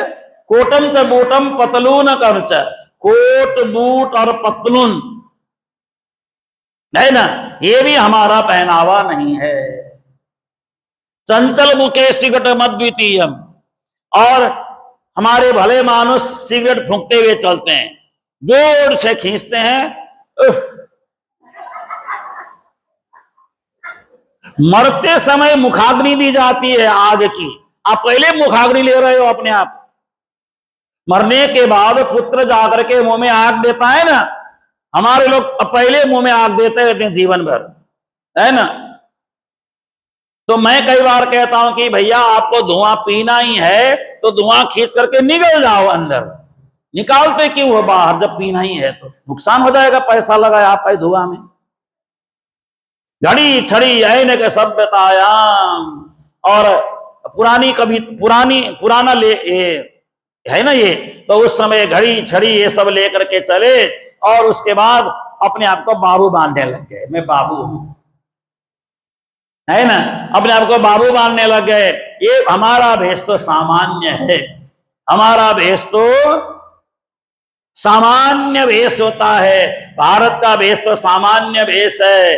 हाँ, अब ये कुर्ता पायजामा जो अपन पहनते हैं ना, ये पायजामा में भी जो मोरी वाला पायजामा होता है ना, नीचे पकड़ने वाला पायजामा, थोड़ा नीचे छोटा और ऊपर बहुत ज्यादा खुला, ये भी हमारा पहनावा नहीं है। पायजामा पहनो तो सीधा सीधा, ये तो फिर भी चल जाएगा। जैसे आजकल हमारी माताएं बहनें पहनती हैं, उनको क्या बोलते हैं? प्लाजो। ये प्लाजो, जब कभी कभी माता बहनों को प्लाजो पहन के घूमते हुए देखता हूं ना, खुला खुला प्लाजो, तो मुझे भी लगता है कि ये तो मैं भी पहन सकता हूं, गेरुआ कलर का बना के मैं भी डाल लूंगा, ये तो लुंगी जैसी लग रही है, पता ही नहीं चल रहा है ना प्लाजो। तो कहते हैं, मैं कहने का मतलब है कई सारे वस्त्र ऐसे हैं जो हमने उनका सीख लिया, उसी कल्चर में हम रम गए, वही अच्छा लगता है, वही सिला के हम रखते हैं, और तो और मरते समय भी यही पहन के मरते हैं, है कि नहीं? मरने के बाद भी यही पहना के ले जाते हैं। अरे भाई, जीवन भर मुसलमान जैसे बन के रहे, मरते समय तो हिंदू बन के मरो, है ना, हिंदू कल्चर अपना के मरो कम से कम। तो मेरा कहने का मतलब है कि साड़ी सबसे बढ़िया है, हमारा अपना पहनावा है साड़ी, है ना। धोती हमारा अपना पहनावा है, धोती भारतीय परिधान है। धोती, कहीं मैं पहले वृंदावन में रहा था 2-3 साल, मैं निरंतर धोती ही पहनता था, मुझे धोती पहनना आज भी आता है, धोती पहनना मुझे बड़ा अच्छा लगता है ना। धोती पहनना चाहिए, हमारा भारतीय परिधान है। माताएं साड़ी पहने, ये भारतीय श्रृंगार है, बड़ा अच्छा लगता है। और घाघरा जो पहनते हैं भारतीय है, ये घाघरा वगैरह जो ये सब भारतीय है, राजस्थानी पहनावा है। लेकिन ये जो आपने पहना है ना, ये भारतीय नहीं है। ये पाकिस्तानी भी नहीं है, ये अरबस्तानी है, ये अरब का है। ये पाकिस्तान के लोग तो भारत के एक टुकड़े में बटे हुए हैं ना, ऐसा ही तो पहनते हैं अपन जो पहनते हैं, ये उधर का है पहनावा। तो हम क्या पहने? अब घाघरा चुन्नी पहनो, राजस्थान में जैसे पहनते हैं ऐसा पहनो, कितना बढ़िया लगता है। राजस्थान की जो देवियां आती हैं ना, माताएं बहनें, कितनी सुंदर प्यारी लगती हैं। और आपने देखा है वृंदावन में अंग्रेजों की पत्नियां, अंग्रेज लड़कियां घाघरा चुन्नी पहन करके चलती, इतनी सुंदर लगती हैं जैसे कोई परी हो, जैसे कोई राधा रानी का ही स्वरूप हो, इतनी प्यारी प्यारी लगती हैं। वो नाचती हैं इतना बढ़िया से। और रसिया में रहने वाली बहुत सारी हमारी बहनें बेटियां वहां की घाघरा चुन्नी पहन के बैठती हैं, और हम और ही कुछ पहनते हैं, है ना। तो पहनावे में भी कभी कभी हमें परहेज कर लेना चाहिए, हिंदू का जैसा पहनावा हो। तो यहाँ पे इन्होंने सारी बातें बताई, और जो मुसलमान हिंदू हैं दोनों आपस में सलाह किया भी, भाई हम तो देखो, हम तो मुस्लिम भोजन करेंगे, उन्होंने कहा नहीं हम तो हिंदू भोजन करेंगे, लेकिन मिलजुल करके हिंदू भोजन ही करने का सभी ने निर्णय लिया। इधर श्री प्राणनाथ जी का पत्र पहुंचा, हे लालदास जी, आप लोग वहां 4 महीने से बैठे हो, कोई लाभ वहां मिलने वाला है ही नहीं, उल्टा आपको सब लोग परेशान कर रहे हैं, उनसे छुट्टी लेकर के आप आ जाओ, रहने दो वहां पे, समय आएगा इनको अपने आप सजा होएगी, अपने आप ये लोग सुधरेंगे। और प्राणनाथ जी ने बीतक में लालदास ने तो यहां तक बोला है, इन पर सोटा लाग ही कादर के हुक्म, इनको तो डंडा मारेंगे तो ही सुधरने वाले हैं, समझाने से नहीं समझेंगे। जब कभी कुदरत इन पर डंडा बरसाएगा तो इनको पता चलेगा। तो यहाँ पे लिखी, अब जिन तुम रहियो ताही, सिताब से आइयो आही, पहले साकुंडल को जाए जगावे, फिर हुक्म तले सुल्तान को लावे। पहले हमें साकुंडल को जगाना होगा। ये पत्र पढ़ते ही आप लोग उनसे छुट्टी लेकर के इधर आ जाना, और वहां से सब से विदा लेकर के फिर औरंगजेब के पास संदेश भिजवाया गया। औरंगजेब ने इनको 100 रुपया, उस समय 100 रुपया दिया, चलो इनको जाने दो, 100 रुपया इनको खर्चा दे दो बोल करके फिर वहां से उनको भेज दिया। उसके बाद कुछ सुंदर साथ दिल्ली रुक गए, कुछ सुंदर साथ जगह जगह आ गए, कुछ सुंदर साथ उदयपुर आ गए। उदयपुर आकर के सुंदर साथ श्री प्राणनाथ जी से मिलते हैं, तो आगे उदयपुर प्राणनाथ जी महाराज वहां से प्रस्थान करते हैं। भज गोविंद गोविंद गोपाल,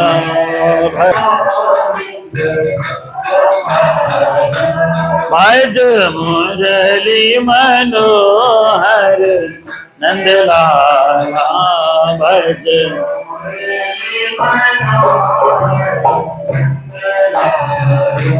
भज श्याम मनोहर नंदलाला, भज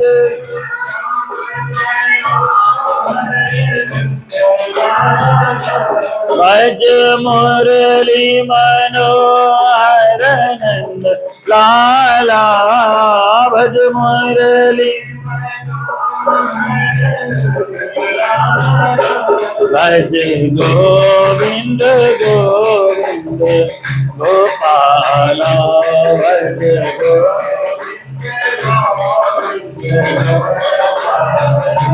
भज मुरली मनोहर नंदलाला, भज मुरली। और प्राणनाथ जी अब वहां से आमेर सांगानेर, आमेर आप जानते हैं ना, जयपुर के पास है आमेर का किला, सांगानेर का किला। प्राणनाथ जी यहाँ आमेर सांगानेर पहुंचे तो पहले से मुकुंदास जी उदयपुर में थे, वो आमेर में आकर के, सांगानेर में आकर के प्राणनाथ जी से मिले। मिलने पर प्राणनाथ जी ने सारी घटना मुकुंदास जी को सारी बात बता दी।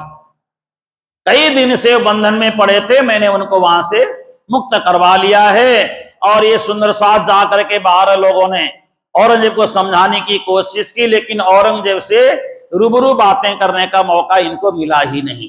प्रारंभ में थोड़ी सी बात हो गई, बाद में ज्यादा बात नहीं हो पाई। और ऐसे करते हुए श्री प्राणनाथ जी के साथ बातचीत हुई।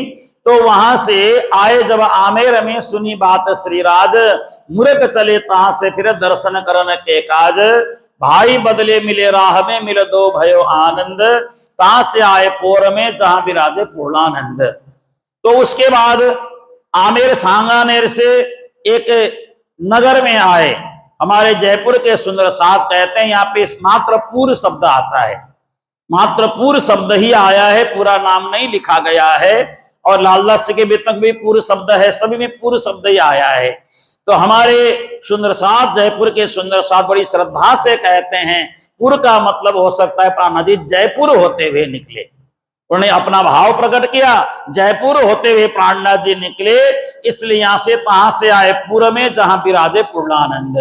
पूर्व में आए और वहां कुछ दिन रह करके वहां से श्री प्राणनाथ जी आगे बढ़े। कुछ तो असर होगा, कुछ तो बात होगी है ना, क्योंकि उधर से निकले होंगे। इतना बड़ा मंदिर आज वहां जयपुर में बना हुआ है, बड़े प्रेमी, बड़े श्रद्धालु हमारे जयपुर के सुंदर साथ हैं, बड़े भावुक सुंदर साथ। और मुझे भी एक दो बार वित्त करने का वह अवसर मिला। हमारे जयपुर के पुराने सुंदर साथ बड़े समर्पित सुंदर साथ थे, जिन्होंने उस मंदिर का निर्माण करवाया। प्रारंभ में जमीन मिली, सब कुछ हुआ, तो कुछ न कुछ तो असर होता है। कहीं न कहीं संतों की नजर तो होती है, थोड़ी सी नजर कहीं होती है, वहीं जाकर के मंदिर का निर्माण होता है। जैसा मैंने पहले आप लोगों को बताया, जुई का मंदिर का उद्घाटन हुआ, जुई मंदिर का, मुझे साल याद नहीं है अच्छी तरह से। जुई मंदिर का उद्घाटन हुआ तो हमारे गुरुजी मंगलदास जी महाराज उद्घाटन करने पहुंच गए। उस समय स्वस्थ थे गुरु महाराज। तो जुई मंदिर के उद्घाटन में हमारे यहां से हमारी उर्मिला बहन जी गई हुई थी। उर्मिला बहन जी जो अब धाम चली गई बेचारी, वो गई होगी वहां पे। उर्मिला बहन जी ने गुरु महाराज मंगलदास जी को कहा होगा, वो उर्मिला बहन जी ने ये बात मेरे को बताई, क्योंकि मैं वहां गई थी और मैं और मेरे पति और छोटे छोटे बच्चों को साथ लेके मैं गई थी। तो वहां जाकर के जब गुरु महाराज को वहां देखा, आरतम तो मैंने बचपन में लिया था, तो मैंने गुरु महाराज को कहा, गुरु महाराज मैं अब चंडीगढ़ रहने लगी हूं, हमारा पूरा परिवार वहां रहता है, आप कभी हमारे चंडीगढ़ में आए, वहां भी मंदिर बनना चाहिए। उस समय तो यहाँ कोई सुंदर साथ थे ही नहीं, लगभग ना के बराबर एक दो घर कोई थे होंगे पुराने, लेकिन सुंदर साथ ना के बराबर थे। तो उन्होंने उर्मिला बहन जी ने कहा, गुरु महाराज कभी चंडीगढ़ आए, वहां भी मंदिर बनना चाहिए। तो उस समय गुरु महाराज ने एक बात उर्मिला बहन जी को बताई होगी, उन्होंने मेरे को बताया था, मैं तो आ पाऊं ना आ पाऊं, लेकिन कोई ना कोई मेरा शिष्य आएगा और मंदिर जरूर बनाएगा, और उस मंदिर में आप लोग बैठ करके ज्ञान सत्संग प्रवचन सुनोगे। तो गुरु जी ने भविष्यवाणी पूरी कर दी। हम जैसे नाचीज को यहाँ भेज दिया, अपने दास को यहाँ भेज करके सेवा करवाई गुरु महाराज ने। तो संतों की वाणी कभी बेकार नहीं जाती है, कभी इतने बड़े महापुरुषों की वाणी बेकार जाती ही नहीं है। गुरु महाराज ने कहा मेरा कोई शिष्य आएगा, किसी का नाम नहीं लिया। अब उस समय तो जुई की बात तो काफी पुरानी है, मैं तो आश्रम में बहुत छोटा बच्चा ही रहा होगा उस समय। तो कोई ना कोई मेरा शिष्य आएगा, मंदिर बनेगा, वहां सत्संग प्रवचन होगा, अभी तक कथाएं होगी, सब कुछ होगा वहां भी, जैसे यहाँ हो रहा है। अब देखो, अब तो जुई का मंदिर तो सूख गया, लेकिन ये हरा भरा हो गया। अब देखो, अब यहाँ पे हरा भरा है, इतना बढ़िया सब है, सुंदर साथ आते हैं, बैठते हैं, भोजन प्रसाद पाके प्रसन्न होके जाते हैं। हमें क्या चाहिए इससे ज्यादा? सुंदर साथ आए रहें, प्रसन्न होके जाएं, भोजन प्रसाद पाके जाएं। मैं तो कहता हूं कि रास्ते के लिए भोजन बना करके भी ले जाएं, इससे बड़ी चीज और क्या हो सकती है? तो कोई भी महापुरुष, पहुंचे हुए महापुरुष बोलेंगे तो आज नहीं तो कल वो पूर्ण होगा ही होगा। गुरुजी मंगलदास महाराज की। और ये मुझे उर्मिला बहन जी ने स्वयं ये बात बताई थी, तो मुझे याद है, तो कभी कभी ये बात मैं आप लोगों को बता देता हूं। हम जैसे एक नादान तुच्छ दास को भेज करके ये सेवा गुरु महाराज ने करवाई। आपने देखा होगा, पिछली बार जब 25 साल का हमने मेला किया, तो मैंने उसमें कहीं भी मेरा नाम नहीं छापा था, मैंने सब जगह गुरु महाराज मंगलदास गुरु जी का नाम छापा था। ये सारा कार्यक्रम गुरुजी मंगलदास जी करवा रहे हैं, और उन्हीं ने वो सारा कार्यक्रम करवाया, मैंने कुछ नहीं किया, क्योंकि स्वप्न में मुझे गुरु महाराज के दर्शन हो गए थे, और यहाँ बैठे हुए सुंदर साथ को 1-1 रुपए का सिक्का बांटता हुआ मैंने देखा था स्वप्न में। इसलिए मेरा मन हुआ, गुरु महाराज चाहते हैं कि यहाँ पे 108 पारायण हो, इसलिए मैंने पूज्य मोहन प्रियाचार्य जी महाराज को कहा, मैंने स्वप्न में देखा गुरु महाराज सुंदर साथ को 1-1 का सिक्का बांटते हुए मैंने देखा स्वप्न में, तो आप अपने हाथ से सबको 1-1 का सिक्का बांटिए। आप मंगलधाम से आए हैं, हमारे गुरु स्थान से पधारे हैं, तो उन्होंने सबको 1-1 का सिक्का बांटा। ये सब गुरु महाराज हम सबके दिल में बैठा करके माध्यम बना करके सेवा करवाते हैं। हम करते धरते कुछ नहीं है, वो करवा लेते हैं सारा काम। मंगल मंगल नाम राजश्याम राजश्याम, मंगल मंगल मंगल मंगल नाम राधे कृष्ण राधे श्याम, मंगल मंगल हम राधे कृष्ण राधे श्याम राधे, हम राधे कृष्ण राधे श्याम राधे,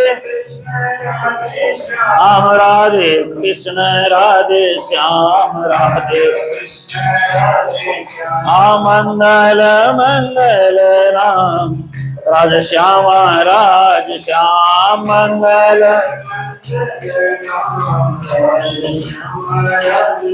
तो मेरे गुरु महाराज मंगल ही मंगल है, सर्वत्र मंगल ही करते हैं, सबको मंगल ही बांटते हैं, सबको मंगल प्रसाद ही देते हैं। उनकी बड़ी मंगल कृपा है हम सबके ऊपर। और बड़ी अद्भुत बात गुरुजी मंगलदास जी की है, आप कभी मौका लगे तो कालिम्पोंग जाएं, वहां दर्शन करें, बढ़िया से बड़ा आनंद लें। एक बार गुरु महाराज ने कालिम्पोंग में आश्रम खोला, मैं उस समय आया नहीं था, ये 1968 की बात है, मैं 70 में उनके चरणों में आया था, 1968 की बात है, मैं बहुत छोटा था। तो 68 में गुरु महाराज ने एक जमीन लेकर के बालिका आश्रम का निर्माण किया, जिसको आज कुटिया कहते हैं, कुटिया। आप लोग जो गए होंगे उनको पता होगा। तो वहां पे आश्रम तो छोटा मोटा बन गया, 15 बालिकाएं भी आ गई, लेकिन तब तक कोई आश्रम में बालक नहीं था, बेटा बच्चा नहीं था, बच्चियां थी, 15-16 बच्चियां आ गई थी। उनमें से कुछ अभी भी माताएं अब बुजुर्ग हो गई, अब भी हैं तब के। तो गुरु महाराज ने कहा यहां सब कुछ है, लेकिन पानी नहीं है, पानी का स्रोत ही नहीं है, पानी के बगैर हमारे बच्चे स्नान कहां करेंगे, पिएंगे क्या। तो जैसा मैंने सुना है संतों के मुखार बिंद से, गुरु महाराज भ्रमण करते हुए गए और एक वृक्ष के नीचे जाकर खड़े हो गए, यहां पर पानी हो सकता है, यहां पानी अवश्य हो सकता है। ऐसा कह करके गुरु महाराज ने बांस होता ना, बांस को तोड़ करके 2 टुकड़ा करवाया, और उसमें से जो गांठ होता ना 2 टुकड़ा आधा करने पर उसकी आंख जो भी होती है उसको तोड़ करके एक नाला जैसा बनवा करके तो पेड़ के नीचे गुरु महाराज ने फंसा दिया, अंदर फंसा दिया। और यहाँ पे मुझे लगता है कि जल आना चाहिए, उस जगह की पूजा वूजा करके उसके बाद गुरु महाराज तो अपने काम में लग गए, दूसरी जगह चले गए। दूसरे दिन सुबह आकर के देखते हैं तो उस पानी के, उस बांस के पाइप से पानी निकल रहा था, जो आज भी निकल रहा है, आज भी वहां से पानी आज भी निकल रहा है, पानी तो वहां से निकल ही रहा है। सारा कालिम्पोंग शहर उसी पानी को पीता है, आज तक वो पानी बंद नहीं हुआ है। कहां से निकल रहा है किसी को नहीं पता, अब भी आप जाके देखेंगे तो पता नहीं चलेगा आपको। जमीन पूरी सूखी पड़ी है, पानी आज भी वहां से निकल रहा है, अमृत तुल्य पानी है, बड़ा एकदम स्वादिष्ट पानी है, दवाई का जैसा काम करता है। सारा कालिम्पोंग शहर के लोग उसको टैंकर में भर भर के ले जाते हैं, गाड़ी में भर के ले जाते हैं, है ना, और सारा शहर पानी पीता है। लेकिन पानी आज तक कहां से आ रहा है किसी को नहीं पता। उसी जगह पे उन्होंने पाइप डाल करके सेटिंग किया, अब तक पानी का अता पता नहीं, लेकिन अब तक रुका नहीं है। सारे कालिम्पोंग में पानी की बड़ी समस्या है, बड़ी समस्या है, लेकिन सारी जगह पानी खत्म हो जाए, वहां का पानी कभी खत्म नहीं होता है। हम तो जाके वो पानी आज भी पीते हैं, बड़ा अच्छा लगता है। तो संतों की महिमा बड़ी विचित्र होती है, संतों को सब पता होता है कि कहां पे क्या होने वाला है, कहां पे क्या होगा, कहां पे कैसी लीलाएं होगी। उनको पहले से भूत भविष्य वर्तमान दिख जाता है, पहले से उनको नजर आ जाता है। उनकी साधना होती है ना, साधना में इतने मजबूत होते हैं, उनकी अंतर की दृष्टि खुली हुई होती है, प्रत्यक्ष सब कुछ नजर आ जाता है उनको। ते गुरु महाराज मंगलदास जी की बड़ी महिमा है। उनके साथ 15 साल रहने का सौभाग्य मुझे प्राप्त हुआ। वो छोटी उम्र में मैं गुरु महाराज के चरणों में आया, 6-7 साल की उम्र रही होगी मेरी, 6 या 7 की, तब गुरु महाराज के चरणों में आया। उसके बाद लौट करके मैंने दुनिया नहीं देखी, गुरु महाराज को ही देखा। गुरु महाराज के चरणों में रहे और उन्हीं के चरण के प्रताप से आज यहाँ ये सब है। तो हमारे अपने बस में कुछ नहीं है, हम तो तुच्छ से तुच्छ जीव हैं। गुरु महाराज ने हमें जीव से शिव बना दिया, परमात्मा के साथ हमें जोड़ दिया, ये सब उन्हीं की कृपा है और कुछ नहीं है। तो श्री प्राणनाथ जी महाराज वहां से उदयपुर पहुंचे। भ्रमण करते हुए लाधु मसानी करके एक सज्जन के घर में एक हवेली लिया, वहां पे सब सुंदर साथ को बसाया। सबको बसा करके वहां सत्संग चर्चा प्रवचन बड़े आनंद से होने लगा। तो वहां से पत्र लिख करके बुलाए लय लालदास कर विष्णु संग्राम सुल्तान से आए धनी के पास पत्र लिख के भेजा था। लालदास जी महाराज प्राणनाथ जी के पास पहुंच गए और उदयपुर के जो राणा हैं, उदयपुर का राणा है, उदयपुर का राणा का नाम महासिंह है, ऐसा कुछ नाम है, अभी मुझे याद नहीं आ रहा है राणा का नाम। तो राणा को वहां सत्संग प्रवचन होने लगा तो बहुत भीड़ होने लगी। उदयपुर में बहुत धन संपदा की कोई कमी थी नहीं। तो कुछ ब्राह्मण लोगों ने जाकर के राणा को शिकायत किया। कोई कहे बड़े साधु हैं इनके अनंत लोचन, कोई कछु कहे जैसी गवाही देत मन, कोई वेद कतेव को मिलाए देते हैं एक, कोई कहे सबन की निंदा करते हैं, यूं बातें करे अनेक। अलग अलग लोगों ने अलग अलग बातें राणा को सुनाई। तो राणा ने पंडितों को भेज दिया, जाकर के देखो वास्तविकता क्या है, पता लगा के आओ। तो राणा लोग वहां, पंडित लोग वहां चले गए, ब्राह्मणों ने जाकर के वहां प्राणनाथ जी के साथ कुछ भागवत के प्रश्न पूछे। प्राणनाथ जी ने भागवत के प्रश्न का जवाब सब दे दिया और उनके सामने कुछ प्रश्न आए तो जवाब देना मुश्किल हो गया। जैसे जवाब देना मुश्किल हो गया तो वापस आकर के राणा को आकर के बोला, अच्छा साधु नहीं है, कुछ नहीं आता है, कुछ नहीं जानता, हमने बहुत सारी बातें पूछी, जवाब ही नहीं आता उसको। बताओ, है ना, कितने अच्छे लोग होते हैं दुनिया में, है ना। अच्छाई का बदला भलाई से ले, भलाई का बदला भलाई से लेना चाहिए बोलते हैं ना। तो इस तरह से बातचीत हुई। तो एक दिन सब ने कहा, अरे एक बार दर्शन तो करो, दर्शन तो करो, दर्शन करने में क्या जाता है। तो एक दिन और केते के साथ आयो निरख धनी श्रीधाम। बहुत लोगों ने प्राणनाथ जी की अच्छी बात की।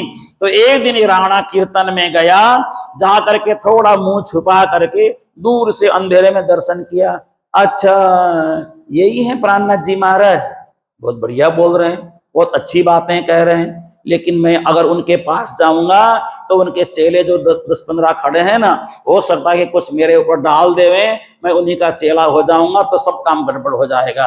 दूर से दर्शन करके मुंह छिपाए ठाड़े रहे, देख क्या रास लीला, तीनवा पे गरबा नृत्य हो रहा था, देख करके वापस आ गए। और इसी समय उदयपुर में औरंगजेब ने चढ़ाई कर दी। इसी समय औरंगजेब ने चढ़ाई कर दी। तो चढ़ाई करने पर श्री प्राणनाथ जी के पास संदेश भेजा, आप यहां से कहीं बाहर चले जाओ, औरंगजेब हम पर हमला करने के लिए आ रहा है। प्राणनाथ जी ने कहा आने दो, कुछ फर्क नहीं पड़ेगा। लेकिन सब डर गए, एक संत को पकड़ के ले जाएंगे, साथ में इतने हिंदुओं को ले जाएंगे, कल फांसी में चढ़ा देंगे, पाप के भागीदार हम बनेंगे। अंतिम में राणा ने अपने भाई महासिंह को भेजा, महासिंह को दर्शन करने के लिए भेजा। महासिंह ने जाकर के प्राणनाथ जी को कहा, हे गुरु महाराज, आप कुछ दिन के लिए थोड़ा दूर चले जाएं। तो प्राणनाथ जी ने कहा, मेरे पास बहुत सुंदर सुंदर वस्त्र आया है, ये वस्त्र आप ले जाओ, घर में पहनो। राजाओं को भी प्राणनाथ जी ने दान कर दिया। सिरो पाए तीन सवन को दीनी घरों पहुंचाए, निर्गुण भेष सब सात को दीनो धनी। और श्री प्राणनाथ जी ने सब सुंदर सात को कहा, उदयपुर में बहुत ज्यादा सोना चांदी हीरे जवाहरात चढ़े। प्राणनाथ जी ने कहा सुंदर सात को लालच न आए, इसलिए प्राणनाथ जी ने सब सुंदर सात को कहा, सुंदर सात जी अब अपने सभी को निर्गुण भेष बनाना है।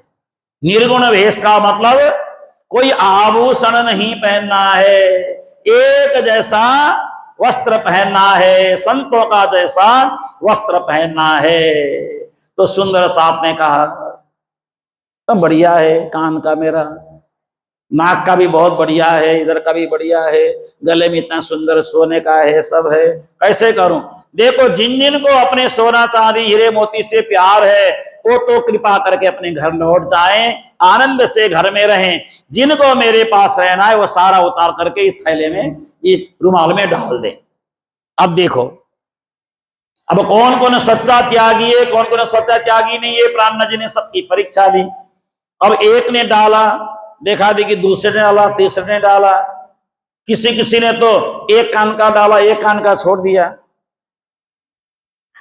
बहुत अच्छा है ये, चलो ये भी डाल देते हैं। गुरु महाराज ने कहा तो डालना पड़ेगा, सब डाल दिया, धीरे धीरे करके सब ने डाल दिया। सब ने सारा सामान उतार दिया। विक्रम संवत 1736 की बात है, ये 36 की बात है। सब ने अपने सारे आभूषण उतार दिए और प्राणनाथ जी ने जो प्राणनाथ जी को मिला वो सब भी उसी में डाल करके राजा के यहाँ पहुंचा दिया। राजा के सरकारी खजाने में जमा कर दो, हमें कुछ नहीं चाहिए इनमें से। मन मेरा लागा फकीरी में, लागा मेरा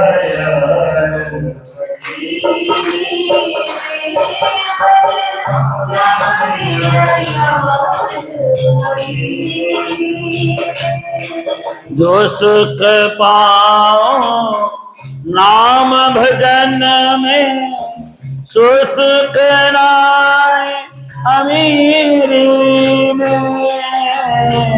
जो सुख राज भजन में,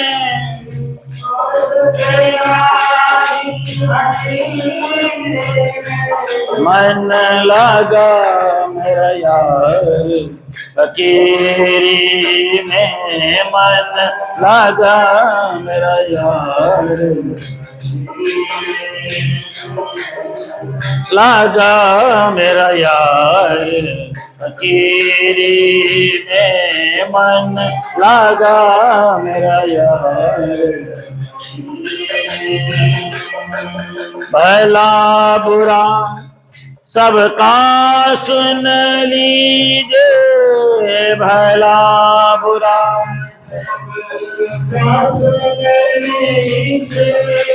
कर गुजरान गरीबी में, कर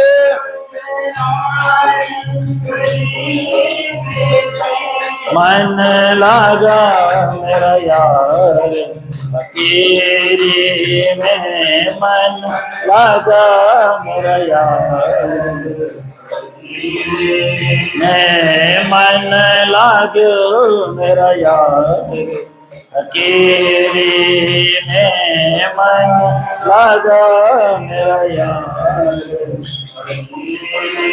देखो फकीरी में बड़ा आनंद है, कोई चिंता नहीं, चिंता से मुक्त रहता है व्यक्ति। अब श्री प्राणनाथ जी ने भी क्या पहना, सिर में कंढपी पहनी, कान ढकने वाली टोपी,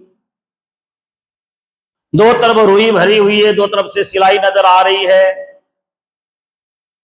सुंदर तिलक यहां से लेकर के यहां नासिका केश पर्यंतम, नासिका से यहां तक सुंदर तिलक लगाया है।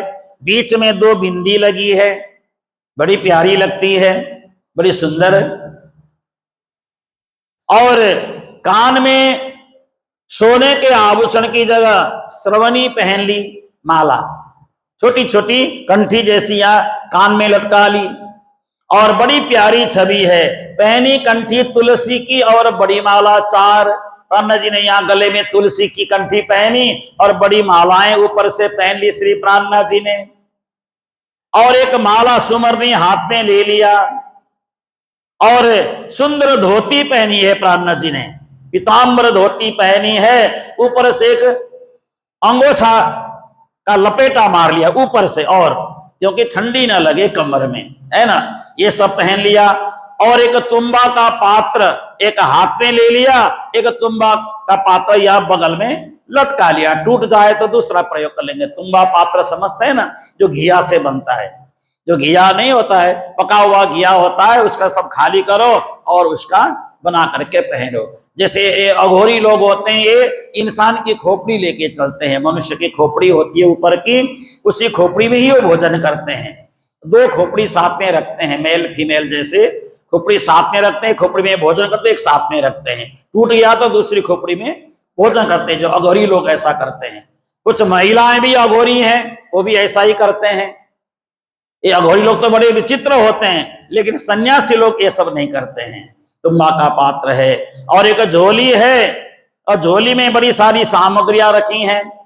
चरण में खड़ाऊ पहन रखा है श्री प्राणनाथ जी ने। तो प्राणनाथ जी को देख करके बायजी महाराज ने भी ऐसा ही भेष बनाया, सब सुंदर साथ ने ऐसा ही भेष बनाया, और ऐसा बना करके श्री प्राणनाथ जी वहां से यात्रा करते हुए आगे की ओर निकल गए। और जैसे नौतनपुरी से चले पूरी नौतन से आगे राज, आयो पीछे से सात समाज, सुनियो तारतम को नाद जी ने, गृह माया छोड़ दही जो तीने, आज नहीं कल छोड़ना तो है ही, चलो आज ही क्यों न छोड़ दें।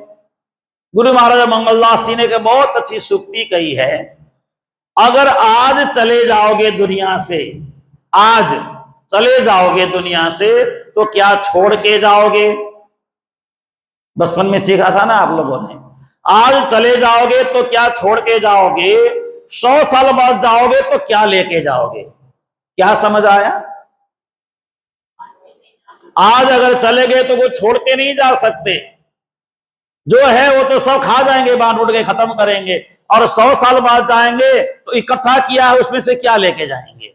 तो 100 साल बाद भी सब छोड़ के ही जाना है, आज भी छोड़ के ही जाना है, तो पहले ही छोड़ना प्रारंभ कर दो। लेकिन छूटता नहीं, छूटता नहीं है, बिल्कुल नहीं छूटता है ना। कल मेरी बहू को चाहिए, कैसे छोड़ू, प्यारी बहू आएगी तो बहू को देना पड़ेगा, है ना। कोई बहू ऐसी मिल जाए सास को ही घर से निकाल दे, क्या करोगे फिर, तो बड़ी समस्या आ जाएगी, है ना। कहने का मतलब है इस मामले में अमेरिका का नियम बहुत बढ़िया है। जब 18 साल का बेटा होता है ना, बाप कागज बना करके घर से बेटे को गेट से बाहर निकाल देता है, गेट से बाहर अमेरिका में। क्यों, मैंने अपनी संपत्ति कमाई, 18 साल की उम्र में मेरे बाप ने मुझे निकाल दिया, अब तुम भी अपनी कमाई करके खा ले, मुझे क्या लेना देना तेरे से। मुआ नहीं रखते बिल्कुल, हम लोगों से तो बहुत अच्छे हैं। 18 साल का बेटा हुआ कि नहीं, गेट आउट घर से। कोई बेटे को संपत्ति क्या एक धेला भी नहीं देते। बेटी भी 18 साल की हो गई, जा भाई छुट्टी, अब तुम भी अपना घर चला, हम पति पत्नी घर में रहेंगे, भजन करेंगे परमात्मा। लेकिन यहां पे बोलते हैं मेरे मरने के बाद बेटा क्या खाएगा, मेरे मरने के बाद बेटे का बेटे का बेटे का बेटे का बेटा क्या खाएगा। इतनी चिंता करते हैं, क्या चिंता करोगे, कोई चिंता की जरूरत नहीं है। देखिए मेरी 4 साल की उम्र में मेरे माता पिता गुजर गए, 5 साल की उम्र में मेरा सारा परिवार समाप्त हो गया, क्या मैं नहीं खा रहा हूं। मेरे को किसने माता पिता ने संपत्ति दिया था, मुझे कहां से संपत्ति बना के दिया था। आज मैं खुद भी खा रहा हूं और 10-15 को 50 को खिला भी रहा हूं। अगर हमारे में भाग्य में होगा, खुद कमाएंगे, खुद खाएंगे, खुद खिलाएंगे भी। आप रख के जाओगे तो उससे क्या होगा।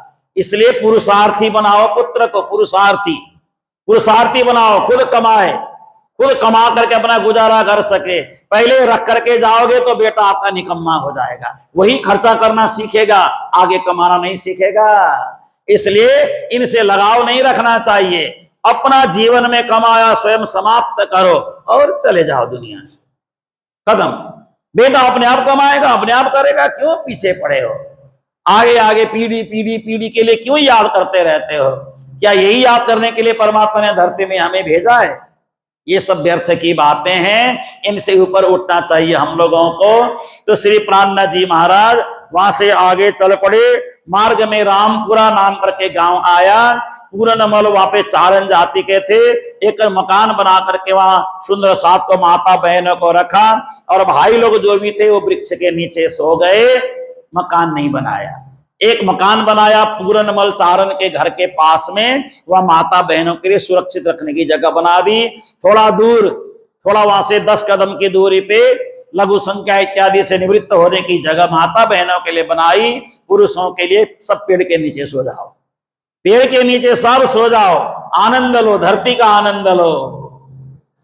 और इस तरह से श्री महामत हुक्म कहाई है जेह, प्रताप साकुंड लगाई स्नेह, कही सतगुरु के चरण प्रताप से, कहो मत मापक आगे गाए। इन्हीं शब्दों के साथ अभी के तक चर्चा को यहाँ पर विराम दे रहे हैं। अब कल के प्रसंग में आप सभी, जैसे मैंने आप सभी को कल निवेदन किया था, कल आप आए तो आप लोग बैठ करके सलाह करें, उसके हिसाब से भोग लेकर के आए। पहले चौपाई दोहराएंगे फिर आगे। श्री महामत हुक्म कहाई है जेह,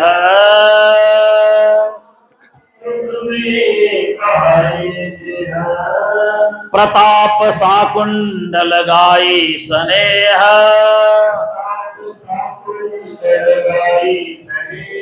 कही सतगुरु के चरण प्रताप से,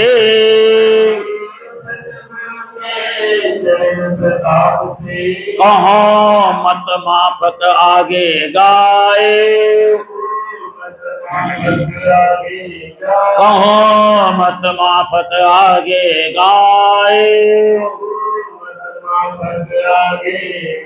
श्री कृष्ण कन्हैया लाल, श्री निजानंद स्वामी के, श्री प्राणनाथ प्यारे के, श्री महाराजा छत्रसाल के, श्री सदगुरु महाराज के सर्व सुंदर साथ प्रणाम। सुंदर साथ जी प्रणाम।